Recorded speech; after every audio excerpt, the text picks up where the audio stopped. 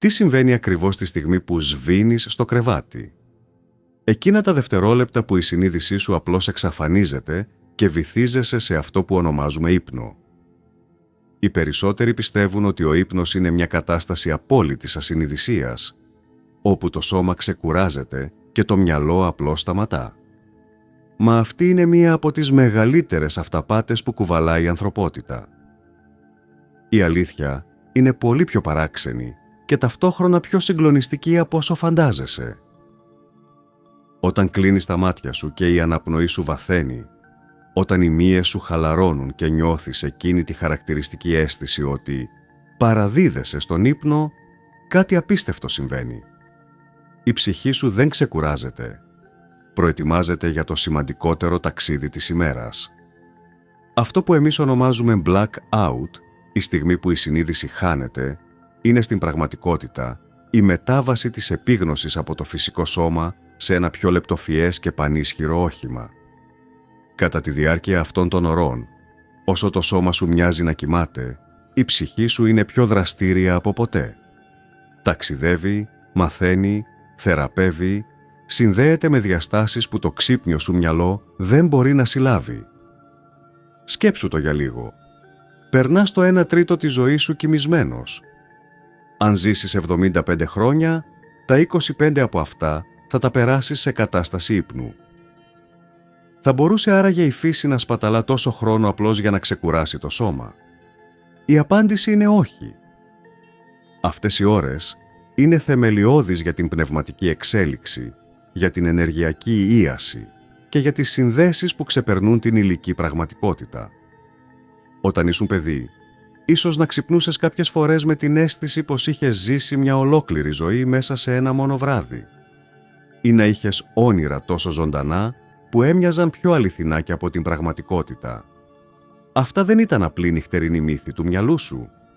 Ήταν θραύσματα, παραμορφωμένες αναμνήσεις από εμπειρίες που η ψυχή σου πραγματικά έζησε σε άλλα πεδία ύπαρξης. Το φυσικό σώμα, αυτό το σύνολο από σάρκα και κόκαλα που αποκαλείς εγώ, είναι απλώς ένα προσωρινό όχημα. Κατά τη διάρκεια του ύπνου, η αληθινή σου ουσία απελευθερώνεται από αυτά τα όρια και αποκτά πρόσβαση σε πραγματικότητες που πάλλονται σε εντελώς διαφορετικές συχνότητες. Είναι σαν να περνούσες όλη σου τη ζωή κοιτάζοντας τον κόσμο μέσα από ένα μικρό παράθυρο και ξαφνικά όλοι οι τείχοι να εξαφανίζονταν. Το πιο εντυπωσιακό όμως είναι κάτι άλλο. Η ψυχή σου δεν κοιμάται ποτέ. Όσο ο εγκέφαλος επιβραδύνει και οι αισθήσεις σου σβήνουν, η πνευματική σου συνείδηση λειτουργεί σε εξαιρετικά υψηλές συχνότητες. Είναι μέσα σε αυτές τις ώρες που λαμβάνεις καθοδήγηση, θεραπεία, γνώση, ακόμη και προειδοποιήσεις για το μέλλον.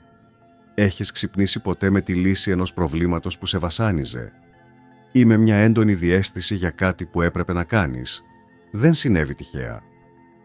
Η ψυχή σου είχε πρόσβαση σε πληροφορίες που το συνειδητό μυαλό δεν μπορούσε να επεξεργαστεί. Κατά τον ύπνο, τα φίλτρα της υλικής πραγματικότητας διαλύονται και βλέπεις με μια καθαρότητα που ξεπερνά τις 5 αισθήσεις. Φαντάσου να ήξερες ότι κάθε βράδυ έχεις πρόσβαση σε μια άπειρη βιβλιοθήκη γνώσης, ότι μπορείς να συνδεθείς με όντα ανώτερης σοφίας, να δεχθείς βαθιά ενεργειακή ίαση, ακόμη και να επηρεάσεις γεγονότα που δεν έχουν ακόμη συμβεί. Αν μπορούσες να μετατρέψεις αυτές τις 8 ώρες ασυνειδησίας σε μια περίοδο επιταχυνόμενης πνευματικής ανάπτυξης, αυτό ακριβώς συμβαίνει κάθε νύχτα, είτε το γνωρίζεις είτε όχι. Η διαφορά είναι πως τώρα αρχίζεις να αφυπνίζεσαι σε αυτή την αλήθεια. Και όταν κατανοήσεις πραγματικά τι βιώνει η ψυχή σου κατά τον ύπνο, η ζωή σου δεν θα είναι ποτέ ξανά η ίδια. Υπάρχει όμως κάτι ακόμη πιο βαθύ. Η στιγμή του διαχωρισμού. Υπάρχει ένα ακριβές σημείο κατά την είσοδό σου στον ύπνο, όπου συμβαίνει κάτι το εξαιρετικό. Είναι εκείνο το στιγμιαίο αίσθημα ότι πέφτεις ή βυθίζεσαι μέσα στο κρεβάτι. Δεν είναι απλώς μια σωματική αίσθηση. Είναι η στιγμή που η ψυχή αποδεσμεύεται από το σώμα. Αυτός ο διαχωρισμός δεν γίνεται αμέσως. Προχωρά σταδιακά. Πρώτα, η συνείδηση αρχίζει να αποσυνδέεται από τις 5 αισθήσεις. Πάβεις να αντιλαμβάνεσαι τους ήχους του περιβάλλοντος, τη θερμοκρασία της επιδερμίδας, το βάρος του σώματός σου πάνω στο στρώμα. Είναι σαν κάποιος να χαμηλώνει αργά την ένταση όλων γύρω σου. Καθώς η φυσική αντίληψη υποχωρεί, η πνευματική εντείνεται. Και κάπου εκεί, σε αυτή τη λεπτή μεταβατική στιγμή, συμβαίνει η πρώτη πραγματική απελευθέρωση. Αυτό που οι αρχαίοι αποκαλούσαν αιθερικός διαχωρισμός. Η ψυχή, που όλη μέρα είναι στερεωμένη στο σώμα, αρχίζει να χαλαρώνει τους δεσμούς της. Σαν να φοράς μια πολύ σφιχτή στολή όλη την ημέρα και μόλις πέφτεις για ύπνο, να μπορείς επιτέλους να την αφαιρέσεις και να αναπνεύσεις ελεύθερα. Η διαδικασία αυτή μπορεί να διαρκέσει από 20 έως 45 λεπτά, ανάλογα με το επίπεδο χαλάρωσης και πνευματικής εξέλιξης του ατόμου. Κάποιοι άνθρωποι είναι πιο ευαίσθητοι και μπορούν να αντιληφθούν πότε ακριβώς συμβαίνει. Ίσως έχεις νιώσει κι εσύ εκείνη την αίσθηση ότι αιωρείσαι πάνω από το σώμα σου ή έχεις ξυπνήσει με την εντύπωση πως επέστρεψες από κάπου πολύ μακριά. Υπάρχουν, όπως φαίνεται, διαφορετικά επίπεδα διαχωρισμού. Στο πιο επιφανειακό στάδιο, η ψυχή παραμένει κοντά στο σώμα, μόλις λίγα εκατοστά πάνω του. Εκεί εμφανίζονται τα πιο συνηθισμένα όνειρα, αυτά που μπλέκουν καθημερινές αναμνήσεις με συμβολισμούς του υποσυνείδητου. Αλλά όταν ο διαχωρισμός βαθαίνει, η ψυχή αποκτά πλήρη ελευθερία. Δεν υπόκειται πλέον στους νόμους της φυσικής. Μπορεί να περάσει μέσα από τείχους, να ταξιδέψει ακαριέα σε άλλες χώρες ή ακόμη και να επισκεφθεί διαστάσεις που δεν ανήκουν στην υλική πραγματικότητα. Πολλοί άνθρωποι αναφέρουν όνειρα όπου πετούσαν ή κινούνταν με τρόπους αδύνατους στο φυσικό κόσμο. Μα αυτά δεν ήταν απλά όνειρα. Ήταν αναμνήσεις πραγματικών εμπειριών που η ψυχή τους έζησε κατά τη διάρκεια του διαχωρισμού. Σε αυτή τη φάση συμβαίνει ένα ακόμη πιο μαγευτικό φαινόμενο, η διεύρυνση της συνείδησης. Όταν η ψυχή απελευθερώνεται από τα όρια του εγκεφάλου, ανακτά ικανότητες που συνήθως παραμένουν κοιμισμένες. Μπορεί να έχει πρόσβαση σε μνήμες προηγούμενων ζωών, να λαμβάνει πληροφορίες για το μέλλον ή να επικοινωνεί τηλεπαθητικά με άλλες ψυχές που βρίσκονται στην ίδια κατάσταση. Το πιο εντυπωσιακό είναι ότι, ακόμη και αν ταξιδεύει μακριά, η ψυχή παραμένει συνδεδεμένη με το σώμα μέσω αυτού που ονομάζεται ασημένια χορδή. Μια ενεργειακή γραμμή που λειτουργεί σαν σχοινή ασφαλείας, επιτρέποντας την ψυχή να επιστρέψει όποτε χρειάζεται. Είναι αδύνατο να χαθεί. Η ψυχή βρίσκει πάντα τον δρόμο της πίσω. Κάποιοι άνθρωποι μαθαίνουν να προκαλούν συνειδητά αυτή τη διαδικασία. Να παραμένουν σε εγρήγορση καθώς αποσυνδέονται, μετατρέποντας τον ύπνο σε μια εκούσια πνευματική εξερεύνηση. Αυτό επιτυγχάνεται μέσω ειδικών τεχνικών χαλάρωσης, διαλογισμού και συγκέντρωσης. Η ποιότητα του διαχωρισμού εξαρτάται άμεσα από τη συναισθηματική και πνευματική σου κατάσταση μέσα στην ημέρα. Αν πας για ύπνο γεμάτος θυμό, φόβο ή άγχος, η ψυχή μεταφέρει αυτές τις ενέργειες και μπορεί να προσελκύσει δυσάρεστες εμπειρίες. Αντίθετα, όταν καλλιεργείς γαλήνη, ευγνωμοσύνη και αγάπη, το νυχτερινό ταξίδι μετατρέπεται σε εμπειρία ίασης και εξέλιξης. Ακόμη και το περιβάλλον παίζει ρόλο. Δωμάτια με υψηλή ηλεκτρομαγνητική ρύπανση, αντικείμενα φορτισμένα με αρνητική ενέργεια ή εντάσεις μέσα στον χώρο, μπορούν να δυσκολέψουν ή να αλλοιώσουν τη διαδικασία. Γι' αυτό και τόσες πνευματικές παραδόσεις έδιναν πάντα σημασία στην καθαρότητα του χώρου ανάπαυσης. Το πιο εκπληκτικό όμως είναι πως αυτός ο διαχωρισμός δεν είναι κάτι σπάνιο ή προνόμιο λίγων. Συμβαίνει σε όλους, κάθε νύχτα. Η μόνη διαφορά είναι το επίπεδο επίγνωσης που έχει ο καθένας. Κάποιοι θυμούνται αποσπασματικά μέσα από όνειρα. Άλλοι ξυπνούν με ισχυρές διαισθήσεις ή εσωτερικές απαντήσεις. Και λίγοι καταφέρνουν να διατηρήσουν πλήρη συνείδηση καθ' όλη τη διάρκεια του ταξιδιού. Κατά τον διαχωρισμό, η ψυχή δεν περιπλανιέται άσκοπα στο κενό. Κινείται μέσα από διαφορετικά επίπεδα ύπαρξης, το καθένα με τους δικούς του νόμους, όντα και δυνατότητες. Κατά τη διάρκεια του ύπνου, η ψυχή δεν περιπλανιέται τυχαία.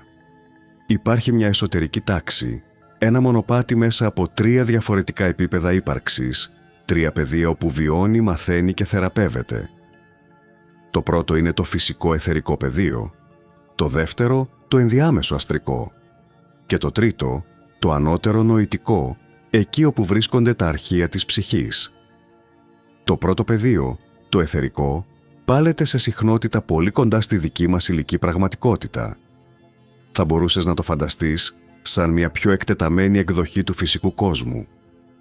Οι νόμοι της φυσικής ισχύουν ακόμη, αλλά πιο ευέλικτα. Όταν η ψυχή σου βρίσκεται εκεί, μπορεί να αναγνωρίσει γνώριμους τόπους, οικεία πρόσωπα και καθημερινές καταστάσεις που έχουν κάποιο νόημα στη ζωή σου. Σε αυτό το πεδίο γεννιούνται τα πιο συνηθισμένα όνειρα. Αυτά όπου βρίσκεσαι στο σπίτι σου, με την οικογένεια ή με φίλους, βιώνοντας σκηνές που θα μπορούσαν να είναι αληθινές, μα πάντα με μικρές παραμορφώσεις. Ίσως να δεις το παιδικό σου σπίτι, αλλά με δωμάτια που δεν υπήρξαν ποτέ. Ίσως να συναντήσεις έναν παλιό γνωστό σε ένα μέρος εντελώς απίθανο. Αυτά δεν είναι φαντασίες. Είναι πραγματικές εμπειρίες της ψυχής σου μέσα στο αιθερικό αντίγραφο του κόσμου. Σε αυτό το πεδίο μπορείς επίσης να συναντήσεις άλλες ψυχές που κοιμούνται. Έχεις ονειρευτεί ποτέ κάποιον και το επόμενο πρωί εκείνος σου είπε ότι σε είδε κι αυτό στον ύπνο του? Δεν ήταν σύμπτωση. Συναντηθήκατε στο αιθερικό επίπεδο και μοιραστήκατε μια κοινή εμπειρία, παρόλο που τα σώματά σας βρίσκονταν σε διαφορετικά μέρη. Το δεύτερο πεδίο είναι το αστρικό, και εδώ τα πράγματα γίνονται πιο συναρπαστικά και πολύπλοκα. Στο αστρικό όλα κυβερνώνται από τα συναισθήματα, τις επιθυμίες και τις σκέψεις. Είναι ένας κόσμος όπου η δημιουργία συμβαίνει ακαριαία, απλώς με την πρόθεση. Αν σκεφτείς να βρεθείς κάπου, βρίσκεσαι εκεί. Αν επιθυμήσεις κάτι, παίρνει μορφή μπροστά σου. Σε αυτό το πεδίο μπορείς να ζήσεις απίθανες περιπέτειες, να εκπληρώσεις επιθυμίες που δεν θα μπορούσαν ποτέ να συμβούν στο φυσικό κόσμο ή να αντιμετωπίσεις τους πιο βαθιούς σου φόβους. Εδώ γεννιούνται τα έντονα όνειρα, εκείνα όπου είσαι ο ήρωας μιας επικής ιστορίας ή πολεμάς σκοτεινά πλάσματα που σε τρομάζουν. Αυτές οι εμπειρίες δεν είναι τυχαίες.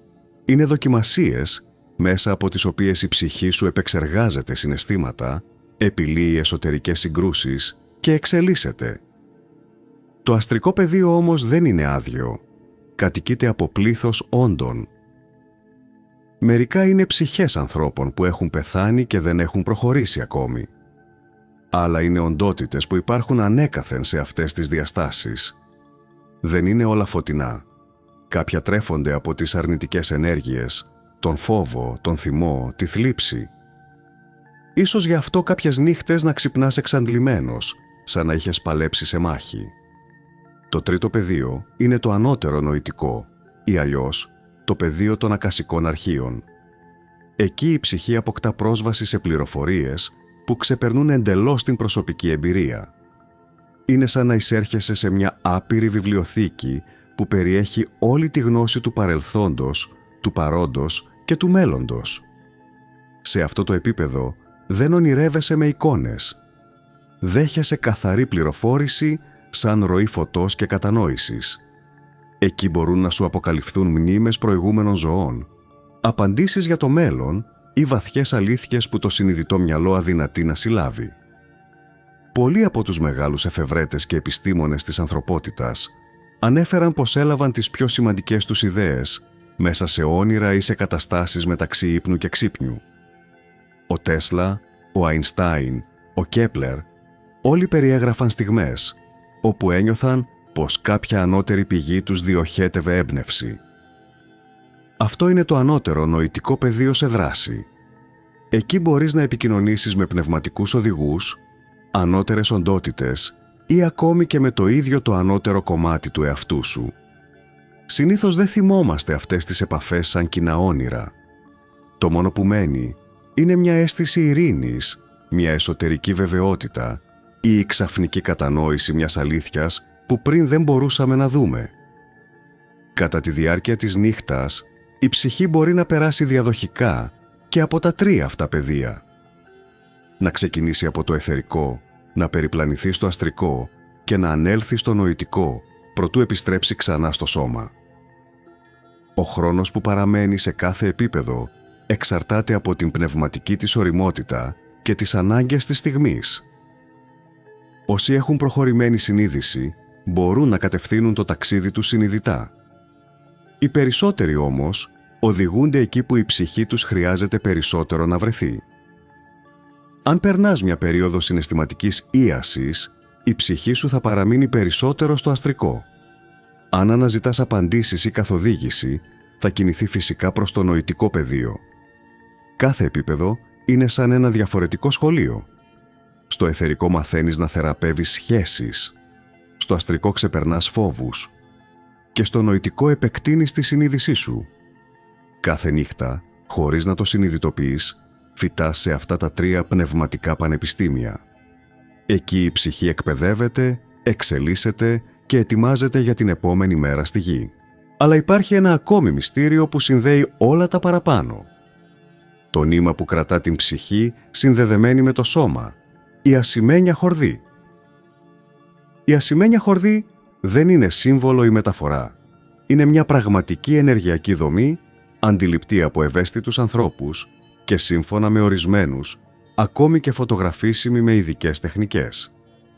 Συνήθως συνδέεται με την περιοχή του ηλιακού πλέγματος ή της καρδιάς και εκτείνεται άπειρα, ακολουθώντας την ψυχή όπου και αν ταξιδεύει.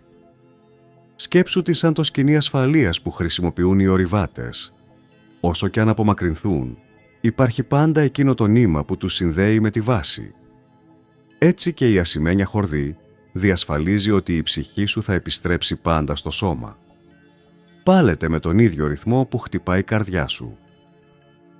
Μεταφέρει αδιάκοπα πληροφορίες ανάμεσα στο σώμα και την ψυχή, ακόμη και όταν βρίσκονται προσωρινά χωριστά.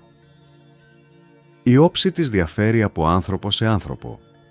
Σε ισορροπημένα άτομα, γεμάτα ενέργεια και εσωτερική αρμονία, λάμπει με δυνατό ασημένιο φως, ελαστική και ανθεκτική. Σε ανθρώπους κουρασμένους ή συναισθηματικά μπλοκαρισμένους, μπορεί να φαίνεται πιο θαμπή ή λεπτή, με κόμπους ή σκοτεινά σημεία. Όμως υπάρχει κάτι που κανείς δεν περιμένει. Η ασημένια χορδή δεν είναι άφθαρτη, μπορεί να τραυματιστεί. Σε περιόδους έντονου σοκ, βαθιάς θλίψης ή σοβαρών ατυχημάτων, η ροή της ενέργειας μπορεί να διαταραχθεί. Αυτό μπορεί να προκαλέσει φαινόμενα όπως εξαιρετικά ζωντανά όνειρα, εμπειρίες κοντά στον θάνατο ή στιγμές όπου ξυπνάς, νιώθοντας πως δεν έχεις μπει ακόμη πλήρως μέσα στο σώμα σου. Κάποιοι άνθρωποι λένε πως μετά από έντονα γεγονότα αισθάνονται για μέρες σαν να αιωρούνται, σαν να μην έχουν επιστρέψει εντελώς. Είναι η ψυχή που χρειάζεται χρόνο για να ευθυγραμμιστεί ξανά με το σώμα. Η ασημένια χορδή αντιδρά και στις συναισθηματικές σου καταστάσεις. Σε περιόδους άγχους ή θλίψης τεντώνεται και γίνεται άκαμπτη, περιορίζοντας την ελευθερία της ψυχής να ταξιδέψει σε ανώτερα πεδία. Είναι σαν το σώμα να τραβά επίμονα πίσω την ψυχή, εμποδίζοντάς την να λάβει την καθοδήγηση και τη θεραπεία που χρειάζεται. Αντίθετα, όταν η ενέργειά σου είναι καθαρή, γεμάτη αγάπη και ισορροπία, η χορδή πάλεται αρμονικά, σαν να τραγουδά. Τότε τα όνειρα είναι καθαρά, οι αφυπνήσεις ήρεμες και το πρωινό σε βρίσκει γεμάτο δύναμη. Σε ορισμένες περιπτώσεις, άνθρωποι που βίωσαν εμπειρίες κοντά στον θάνατο περιέγραψαν πως έβλεπαν μια φωτεινή χορδή να τους ενώνει με το σώμα τους. Και την ακριβή στιγμή που αποφάσιζαν να επιστρέψουν, ένιωθαν αυτή τη χορδή να τους τραβά πίσω, σαν να τους επαναφέρει στη ζωή. Οι αρχαίες παραδόσεις μιλούν για πρακτικές που ενδυναμώνουν και καθαρίζουν αυτή τη σύνδεση. Οραματισμοί, αναπνοές και τελετουργικές πράξεις καθαρισμού της ενέργειας βοηθούν να παραμένει φωτεινή. Όταν η ασημένια χορδή είναι δυνατή, η ψυχή ταξιδεύει με ασφάλεια και επιστρέφει με καθαρή μνήμη από όσα βίωσε. Ορισμένοι λένε πως η χορδή αυτή είναι το μέσο του οποίου η ψυχή μεταφέρει πίσω στο σώμα όλες τις εμπειρίες και τα μαθήματα που έζησε τη νύχτα. Είναι ο αγωγός ανάμεσα στους δύο κόσμους. Ο φυσικός θάνατος συμβαίνει τη στιγμή που η χορδή κόβεται οριστικά. Δεν είναι μια απότομη τομή. Συνήθως είναι μια σταδιακή διαδικασία, που μπορεί να διαρκέσει ώρες ή και μέρες. Γι' αυτό και όσοι βρίσκονται σε κόμμα συχνά αναφέρουν εμπειρίες έξω από το σώμα. Η ψυχή τους έχει ήδη αρχίσει να ετοιμάζεται για τον τελικό αποχωρισμό, αλλά η σύνδεση δεν έχει ακόμα διακοπεί πλήρως. Κατά τη διάρκεια των νυχτερινών ταξιδιών της ψυχής, δεν συναντάς μόνο φωτεινές παρουσίες.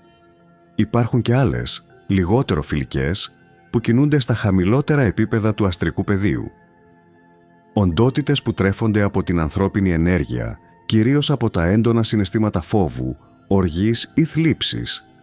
Είναι τα λεγόμενα αστρικά παράσιτα. Αυτά τα όντα υπάρχουν σε χαμηλές συχνότητες και έχουν αναπτύξει εξάρτηση από την ανθρώπινη ζωτική δύναμη για να επιβιώσουν. Όσο πιο δυνατά τα αρνητικά συναισθήματα, τόσο πιο θρεπτικά είναι για αυτά. Έχεις ποτέ ξυπνήσει έπειτα από 8 ώρες ύπνου και ένιωθες εξαντλημένος, σαν να μην είχες ξεκουραστεί καθόλου? Ή πέρασες περιόδους με εφιάλτες τόσο έντονους που φοβόσουν να κοιμηθείς ξανά? Αυτά είναι σημάδια ότι η ενέργειά σου ίσως αποστραγγιζόταν κατά τη διάρκεια του ύπνου. Τα αστρικά παράσιτα είναι έξυπνα. Δημιουργούν όνειρα που προκαλούν φόβο, αγωνία ή θυμό, ώστε να αντλήσουν τη δόνηση που χρειάζονται. Εκείνες οι νύχτες που βλέπεις πως κάτι σκοτεινό σε κυνηγάει, σε καταδιώκει, δεν είναι απλώς προϊόν του υποσυνείδητου. Είναι η ψυχή που βιώνει μια πραγματική ενεργειακή σύγκρουση. Ορισμένα από αυτά τα όντα είναι εξαιρετικά εξειδικευμένα. Κάποια τρέφονται αποκλειστικά με την ενέργεια του φόβου του θανάτου. Άλλα αντλούν δύναμη από την οργή ή τη μνησικακία. Καθένα έχει τον δικό του τρόπο να διεγείρει αυτά τα συναισθήματα μέσα στα όνειρα. Υπάρχουν όμως και πιο επικίνδυνοι τύποι, οι ενεργειακοί βρικόλακες. Σε αντίθεση με τα απλά παράσιτα, αυτοί δεν περιορίζονται στις αρνητικές εκρήξεις. Συνδέονται κατευθείαν με την ασημένια χορδή και απορροφούν τη ζωτική ενέργεια που θα έπρεπε να ανανεώνει το σώμα σου κατά τον ύπνο. Το αποτέλεσμα είναι να ξυπνάς αποδυναμωμένος, χωρίς ενέργεια, με αίσθηση κενού. Μερικές φορές εμφανίζονται και ανεξήγητα σημάδια στο σώμα, μικρές γρατζουνιές, μελανιές, πίεση στο στήθος. Το πιο γνωστό φαινόμενο αυτού του είδους είναι η λεγόμενη υπνική παράλυση με παρουσία. Ξυπνάς, αλλά δεν μπορείς να κινηθείς. Νιώθεις ένα βάρος να σε πιέζει ή μια σκοτεινή φιγούρα να σε κοιτά. Για τη σύγχρονη επιστήμη είναι απλώς νευρολογικό φαινόμενο. Όμως σε πνευματικό επίπεδο είναι συχνά σημάδι επίθεσης από αστρικά παράσιτα. Γιατί όμως κάποιος γίνεται πιο ευάλωτος σε αυτές τις επιθέσεις? Οι παράγοντες είναι πολλοί. Όσοι ζουν με συνεχή άγχος, φόβο ή θλίψη, εκπέμπουν ένα ενεργειακό σήμα που τα έλκει. Η υπερβολική κατανάλωση αλκοόλ, ουσιών ή ακόμη και η παρατεταμένη συναισθηματική αστάθεια αποδυναμώνουν το πεδίο της ψυχής. Ακόμη και οι χώροι παίζουν ρόλο. Σπίτια, όπου έχουν υπάρξει έντονες συγκρούσεις ή τραυματικά γεγονότα, μπορεί να φιλοξενούν βαριές ενέργειες που λειτουργούν σαν μαγνήτης για τέτοια όντα. Το πιο ανησυχητικό είναι ότι αυτά τα παράσιτα μπορούν να δημιουργήσουν εξάρτηση. Όταν συνδεθούν με κάποιον, τον επηρεάζουν και στην καθημερινότητά του, οθώντας τον να παράγει περισσότερα αρνητικά συναισθήματα. Είναι σαν να τον καλλιεργούν για να τραφούν ξανά. Άνθρωποι που νιώθουν μόνιμη θλίψη, θυμό ή ανεξήγητο βάρος, συχνά κουβαλούν τέτοιες ενεργειακές προσκολήσεις χωρίς να το γνωρίζουν. Κάποια από αυτά είναι τόσο εξελιγμένα που μπορούν να πάρουν τη μορφή αγαπημένων προσώπων μέσα στα όνειρα, κερδίζοντας έτσι την εμπιστοσύνη σου. Αν βλέπεις συχνά νεκρούς συγγενείς να σε καλούν να τους ακολουθήσεις ή να σου μεταφέρουν αρνητικά μηνύματα, αντιμετώπισέ το με προσοχή. Μπορεί να είναι μεταμφιεσμένες οντότητες που επιχειρούν να πλησιάσουν την ενέργειά σου. Υπάρχουν περιπτώσεις όπου δημιουργούνται ακόμη και μόνιμοι ενεργειακοί δεσμοί, σαν αόρατες χορδές, που επιτρέπουν σε αυτές τις υπάρξεις να τρέφονται συνεχώς από κάποιον άνθρωπο. Αν δεν σπάσουν συνειδητά, μπορεί να διαρκέσουν χρόνια. Ιδιαίτερα ευάλωτα είναι τα παιδιά. Η ενέργειά τους είναι αγνή, φωτεινή και γι' αυτό προσελκύει εύκολα χαμηλότερες δονήσεις. Οι ξαφνικοί φόβοι τους, τα τέρατα που βλέπουν στα δωμάτια ή η άρνηση να κοιμηθούν μόνα τους Πολλές φορές σχετίζονται με τέτοιες επιθέσεις. Όμως τίποτα από όλα αυτά δεν είναι ανίκητο. Η γνώση είναι το πρώτο και ισχυρότερο όπλο προστασίας. Το σκοτάδι τρέφεται από την άγνοια. Όταν γνωρίζεις τι συμβαίνει, η δύναμή του μειώνεται στο μισό. Ο φόβος του αγνώστου είναι το ισχυρότερο εργαλείο τους. Η αλήθεια είναι ότι διαθέτεις πολύ μεγαλύτερη δύναμη από όσοι φαντάζεσαι. Η πρόθεσή σου, η δόνησή σου, η πνευματική σου καθαρότητα καθορίζουν το είδος των όντων που προσελκύεις. Αν εκφράζεις φως, δεν μπορούν να σε αγγίξουν. Αν μένεις βυθισμένος στο σκοτάδι, βρίσκουν πρόσβαση. Υπάρχουν απλές, αλλά ισχυρές τεχνικές προστασίας. Πριν τον ύπνο, μπορείς να προσευχηθείς ή να κάνεις έναν εσωτερικό οραματισμό φωτός γύρω από το σώμα σου. Φαντάσου μια σφαίρα λευκής ή χρυσής λάμψης να σε περιβάλλει και να σε προστατεύει από κάθε αρνητική ενέργεια. Το φως είναι η φυσική τους αντίθεση και η μεγαλύτερη ασπίδα. Μπορείς επίσης να τοποθετήσεις γύρω από το κρεβάτι σου κρυστάλλους με προστατευτική ενέργεια. Αμέθιστο, μαύρη τουρμαλίνη ή οψιδιανό. Αυτοί λειτουργούν σαν σταθεροποιητές της δόνησης του χώρου. Αν κρατάς ένα ποτήρι καθαρό νερό με λίγο αλάτι κοντά σου, αυτό απορροφά την αρνητική ενέργεια της νύχτας. Το σημαντικότερο όμως είναι η εσωτερική σου κατάσταση. Μην κοιμάσαι ποτέ γεμάτος θυμό, φόβο ή θλίψη. Αυτά τα συναισθήματα ανοίγουν ρογμές στο πεδίο σου. Αν περνάς δύσκολες στιγμές, πάρε μερικά λεπτά πριν κοιμηθείς για να συγχωρήσεις, να ευχαριστήσεις και να αναπνεύσεις βαθιά. Η ευγνωμοσύνη είναι μια από τις πιο ισχυρές ενεργειακές δονήσεις που υπάρχουν. Τα όντα του σκότους δεν αντέχουν τη συχνότητά της. Απόφυγε να εκτίθεσαι σε βαριές εικόνες ή ειδήσεις πριν τον ύπνο.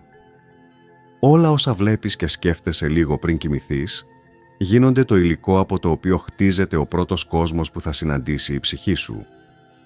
Διάλεξε κάτι φωτεινό, γαλήνιο, κάτι που ανεβάζει τη δόνησή σου.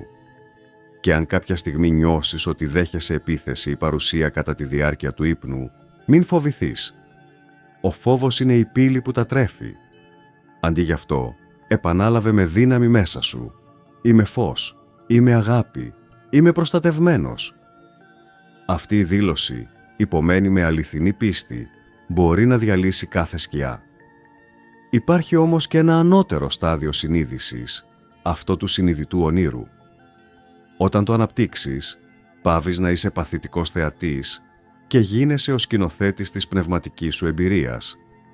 Στο συνειδητό όνειρο ξέρεις ότι ονειρεύεσαι, ενώ η ψυχή σου ταξιδεύει. Μπορείς να πετάξεις, να περάσεις μέσα από τείχους, να βρεθείς σε οποιοδήποτε μέρος του σύμπαντος ή ακόμη και να συναντήσεις άλλες οντότητες με πλήρη επίγνωση. Αυτή η ικανότητα δεν είναι απλώς διασκέδαση. Είναι εργαλείο πνευματικής εξέλιξης. Μέσα στα συνειδητά όνειρα μπορείς να ζητήσεις θεραπεία, να λάβεις καθοδήγηση ή να αντιμετωπίσεις τους φόβους σου. Μπορείς ακόμη να συναντήσεις το ανώτερο κομμάτι του εαυτού σου, εκείνο που γνωρίζει τον σκοπό της ψυχής σου.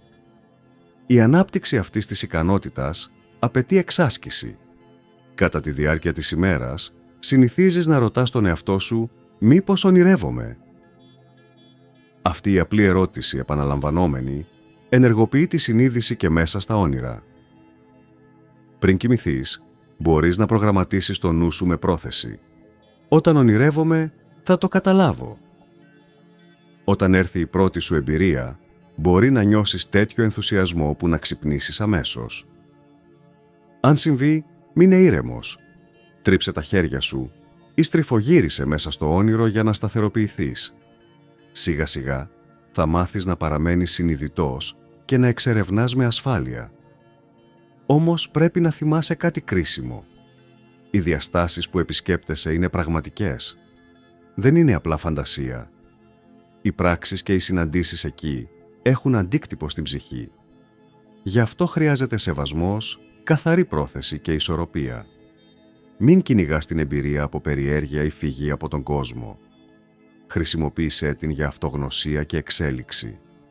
Το να παίζεις με τη συνείδηση χωρίς κατεύθυνση μπορεί να διακόψει φυσικές διαδικασίες ίασης που εκτελεί η ψυχή σου.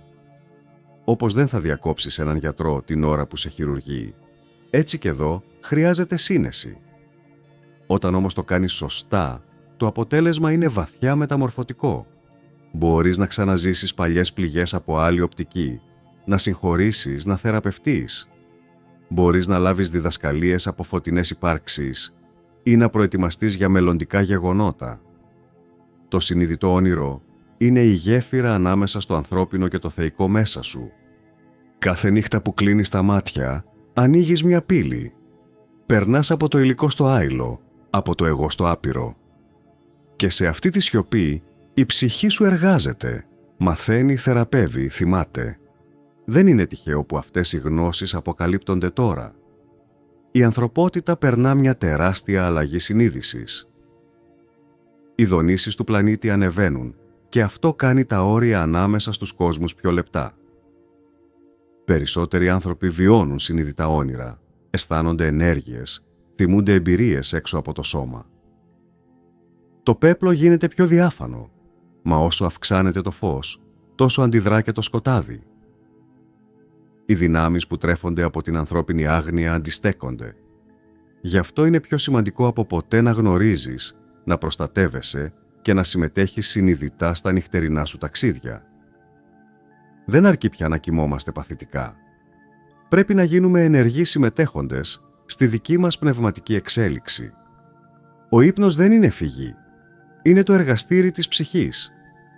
Η ψυχή σου σε οδήγησε σε αυτή τη γνώση γιατί ήρθε η στιγμή να θυμηθείς ποιος είσαι. Κάθε νύχτα, όταν το σώμα ησυχάζει, εκείνη συνεχίζει να βαδίζει στο φως. Και κάθε πρωί που ξυπνάς, φέρνεις πίσω μαζί της κάτι από αυτό το φως, κάτι που σε μεταμορφώνει λίγο περισσότερο.